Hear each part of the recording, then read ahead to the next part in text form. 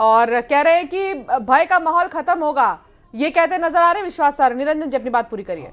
देखिए अंशिका जी, मैं यही कह रहा था कि इनको ये चीज समझ में नहीं आई कि 6.25 करोड़ लोगों ने अभी जो वोटों में भागीदारी की, उनमें से वो कह रहे हैं कि भारतीय जनता पार्टी को जिताने वाले सारे के सारे वोट थे, केवल 27 लाख वोट जो वहां डिस्प्यूट में रह गए, वो ही केवल ऐसे थे जो भारतीय जनता पार्टी को हरा सकते थे। अरे भाई, आप 6.25 करोड़ लोगों के अंदर अगर मान लीजिए उत्तर उठता हुआ दिख रहा है, और हमें पूर्ण विश्वास है कि जब यह रुझान परिणामों में परिवर्तित होंगे तो यह तरंग सुनामी का रूप ले चुकी है। सर, किस तरीके से बदलाव आएंगे और आपको क्या लगता है वेस्ट बंगाल में टीएमसी इसको एक्सेप्ट कर पाएगी, जिस तरीके से उन लोगों ने एसआईआर को, इलेक्शन कमीशन को बोलना स्टार्ट कर दिया? मुझे लगता है हर स्तर के ऊपर उन्होंने प्रयास किया, परंतु इस बार हिंसा मुक्त शांतिपूर्ण चुनाव, जहां पश्चिम बंगाल में दर्जनों हिंसा होना सामान्य बात होती थी, इस बार एक भी दर्जनों हत्या होना, इस बार एक भी हत्या नहीं हुई है। पूरी तरीके से चुनाव आयोग सतर्क था, एक एक जगह पे सीसीटीवी की लाइव मॉनिटरिंग हो रही थी।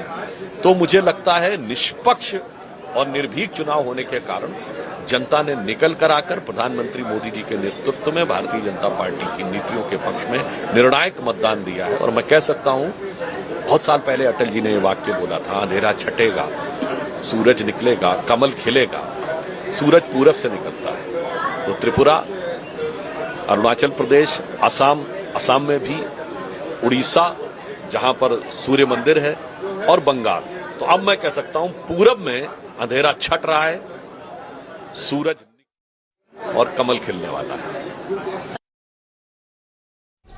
तो ये आप सुन रहे थे प्रतिक्रिया सुधांशु त्रिवेदी की। और यहां इस बीच एक ताजा अपडेट अपने दर्शकों को दे दें। अब तक 281 विधानसभा सीटों पर रुझान सामने आ चुके हैं। 102 सीटों पर टीएमसी आगे चल रही है, जबकि 175 पर भारतीय जनता पार्टी वेस्ट बंगाल में आगे। तमिलनाडु में देखिए एक और नया इतिहास रचा जा रहा है। और रुझानों की यदि बात करें तो एआईएडीएमके 78 और डीएमके 55 और टीवी के अब शतक पार कर चुकी है रुझानों में। 101 सीटों पर रुझान आ चुके हैं, जिसमें बढ़त टीवीके को मिल रही है। केरलम की बात करें तो 42 सीटों पर एलडीएफ, 96 पर यूडीएफ और एनडीए गठबंधन 1 पर अभी अटक कर रह गया है यहां। तो असम में 126 सीटों में जो रुझान सामने आए, 97 बीजेपी, कांग्रेस 27 पर है। अरुण साहब क्या कुछ कह रहे हैं, सुनवाते हैं आपको। और उत्सुकता लोगों को पश्चिम बंगाल के चुनाव परिणाम की रही है, तो स्पष्ट रूप से दिख रहा है कि पश्चिम बंगाल की जनता ने यह स्पष्ट कर दिया है कि अंधेरा छटेगा, सूरज निकलेगा, कमल खिलेगा। पश्चिम बंगाल में स्पष्ट रूप से कमल खिल रहा है। और जो हमारे नेताओं ने कहा कि टीएमसी को टाटा बाय बाय करेगी पश्चिम बंगाल की जनता, तो पश्चिम बंगाल की जनता ने खेला कर दिया है, टीएमसी को टाटा बाय बाय कर दिया है। और आसाम में इतिहास बना है, लगातार तीसरी बार कांग्रेस के सारे हथकंडों के बावजूद हमारे लोकप्रिय मुख्यमंत्री को व्यक्तिगत रूप से बदनाम करने का षड्यंत्र किया। उन सारे षड्यंत्रों को आसाम की जनता ने धता बताया और इतिहास बनाते हुए लगातार तीसरी बार आसाम में भारतीय जनता पार्टी और एनडीए की सरकार बनने जा रही है। वहीं पुडुचेरी में भी एनडीए की सरकार बनने जा रही है और तमिलनाडु में भी सनातन को गाली देने वाले, सनातन को अपमानित करने वालों को तमिलनाडु की जनता ने करारा सबक सिखाया है।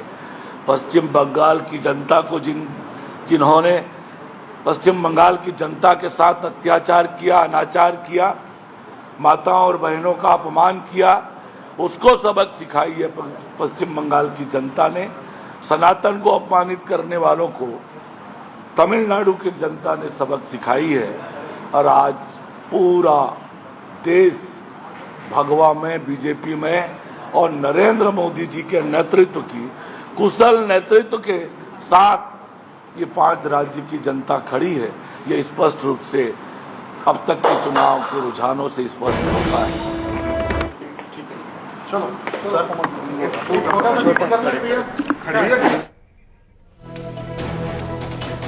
डेप्यूटी सीएम अरुण साव को आपने सुना, बंगाल में खेला हो गया, डेप्यूटी सीएम ने ये कहा है। और सनातन को गाली देने वालों की हार हुई है, असम का भी उन्होंने जिक्र कर दिया।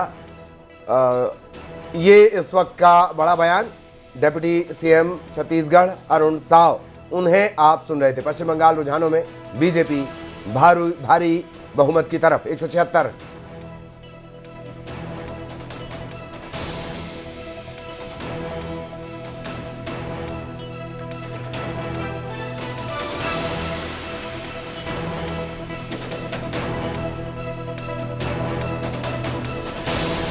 तो बेहद खास पैनल लगातार हमारे साथ बनी हुई है। अमित श्रीवास्तव साहब हमारे साथ जुड़े हुए हैं कांग्रेस की तरफ से, और मैं एक बार फिर सिरे से स्वागत कर लेता हूं। सत्यप्रकाश शर्मा साहब भी जुड़े हुए हैं। सत्यप्रकाश सर, बहुत स्वागत है आपका। और शिव नारायण पांडे साहब, आपका भी एक बार फिर स्वागत। चर्चाओं को आगे बढ़ाएंगे। और सबसे पहले क्विक रिएक्शन शिव नारायण जी आपका हो जाए, जिस तरह की तस्वीरें बन रही हैं, उसके बाद फिर सवाल जवाब को आगे बढ़ाएंगे। नहीं, ये जो भी जनता का रुझान दिख रहा है वो काफी सकारात्मक है।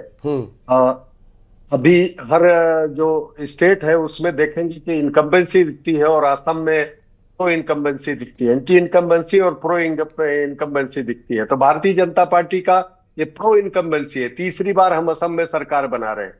वेस्ट बंगाल में जितना अत्याचार रहा है, जितना कुशासन रहा है, जितना मिसमैनेजमेंट रहा है, तो उसके अगेंस्ट में जनता ने खुद से होके, और ये कहा जाता है कि बंगाल जी इस देश का ब्रेन है, तो अपना ब्रेन दिखाया है। आने वाले समय का जो हमारी तो भले मोदी जी की महत्व जी, भले ही आपने जिक्र ना किया हो, पर डॉक्टर श्यामा प्रसाद मुखर्जी को असल मायनों में सच्चे श्रद्धा सुमन आज आप अर्पित कर रहे हैं, भले ही पूरे चुनाव में आपने उनका जिक्र ना किया हो। मैंने पहले निवेदन किया कि वो तो हमारे पितृ पुरुष रहे हैं और जनसंघ के संस्थापक रहे हैं। वैचारिक अधिष्ठान के पूरी तरह से वो पंडित डॉक्टर श्यामा, और वही स्पष्ट रूप से होता दिख रहा है। ऐतिहासिक सीटों के साथ, ऐतिहासिक बहुमत के साथ असम में तीसरी बार भारतीय जनता पार्टी और एनडीए की सरकार बनने जा रही है। पश्चिम बंगाल में भी ऐतिहासिक जीत की तरफ है बीजेपी। देश और दुनिया की नज़र पश्चिम बंगाल के चुनाव परिणामों पर था, और स्पष्ट रूप से ये दिख रहा था कि पश्चिम बंगाल की जनता टीएमसी की गुंडागर्दी से, टीएमसी के अत्याचार से परेशान है। और पश्चिम बंगाल की जनता खेला करेगी, तो निश्चित रूप से पश्चिम बंगाल की जनता ने खेला किया है, टीएमसी को टाटा बाय बाय किया है, और बीजेपी की सरकार वहां पर बनने वाली है। ये जो परिणाम आए हैं वो ट्रेलर के रूप में देखे जाएं, क्योंकि आने वाले समय में 27 में यूपी का चुनाव है, के बाद 29 में लोकसभा का चुनाव। देखिए, आज देश की जनता को विकास की राजनीति चाहिए, और आज विकास की राजनीति, राष्ट्रहित की राजनीति, जनहित की राजनीति कोई करने वाली राजनीतिक दल है तो वो भारतीय जनता पार्टी है। इसलिए आज पूरा देश नरेंद्र मोदी जी और भारतीय जनता पार्टी के साथ खड़ी है। तो देखिए, ये थे उप मुख्यमंत्री अरुण साव ने साफ तौर पे कहा है कि जो उन्होंने पसीना बहाया था असम में, उसका परिणाम आप दिख रहा है, और सभी 5 राज्यों में एनडीए की जो सरकार है उसका जो है बेहतर परिणाम आज देखने को मिल रहा है। कैमरा पर्सन राजन सिंह के साथ विश्व शुक्ला, न्यूज 18 छत्तीसगढ़, रायपुर। तो अलग अलग प्रतिक्रियाएं लगातार आ रही हैं। डिप्टी सीएम अरुण साव ने यह बड़ा बयान दिया है, सनातन को गाली देने वालों की हार होगी, ये डेप्यूटी सीएम कहते हुए नजर आए हैं। बंगाल में खेला हो गया है, ये डेप्यूटी सीएम कह रहे हैं। तो बीजेपी को आखिरकार ये मौका मिल गया कि बीजेपी ये बोल सके कि खेला हो गया, क्योंकि अभी तक तो यही होता आ रहा था कि दीदी ने खेला कर दिया। ये हर बार के चुनाव में हम देख रहे थे, इंतजार हो रहा था बीजेपी कब बोलेगी, शायद वो इंतजार खत्म होने जा रहा है।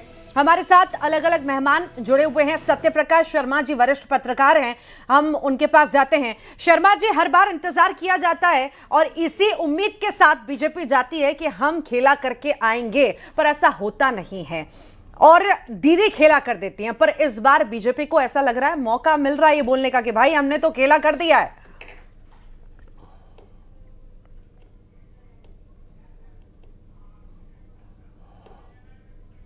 आपने किससे सवाल किया है? जी, आपसे ही सवाल था। सवाल ये कि हर बार हो रहा था कि दीदी खेला कर दे रही है, ऋतु का ये सवाल है। इस बार तो बीजेपी ने खेला कर दिया। सत्य प्रकाश सर, देखिए मैं आपको बताऊं, इसमें कोई दुराह नहीं कि जो ट्रेंड अभी कह रहे हैं, हालांकि अभी रिजल्ट नहीं है, तो वो तो ये स्पष्ट कहते हैं कि कहीं ना कहीं अब की बार बीजेपी ने दीदी पर खेल कर दिया है।